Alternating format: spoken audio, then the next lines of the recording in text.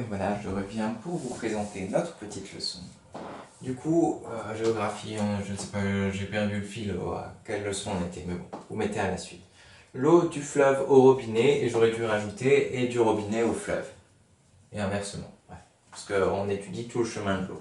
Du coup, et en sciences, j'aimerais bien qu'on étudie encore l'autre chemin de l'eau, c'est-à-dire dans les nappes phréatiques, comment elle part dans les nuages pour aller dans la pluie, etc.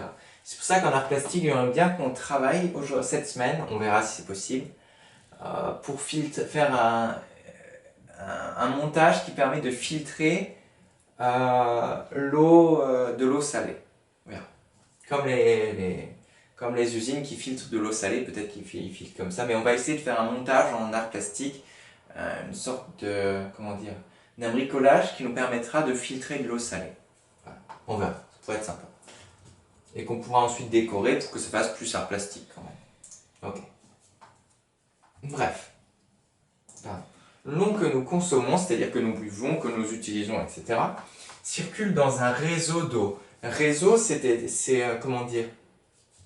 Réseau, ça veut dire qu'il y a plein de choses qui rentrent en compte. Voilà. Comme un réseau internet, il y a plein de sites, etc. Bref. Ce réseau comprend l'adduction de l'eau. L'adduction de l'eau, on a dit que c'était le fait de pomper l'eau et puis ensuite de la ramener jusque chez nous.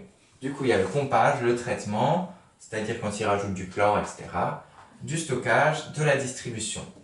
Et l'assainissement de l'eau, ça c'est-à-dire de l'autre côté, une fois qu'on l'a bu, ça part dans la station d'épuration avec le dégrillage, le dégraissage où ils enlèvent l'huile, le traitement biologique, c'est-à-dire quand il y a des bactéries qui viennent manger, et le rejet dans la nature. On est bon. La qualité de l'eau que nous buvons est régulièrement contrôlée. Ils font des tests, hein. On a vu ça on a vu à Roberto, ils ont fait un test, ils ont vu qu'elle était bonne. Voilà. Et ils font ça très régulièrement, très souvent. Je vous laisse copier cette leçon et on se retrouve pour le silence en lit et voilà. Et ensuite pour les devoirs.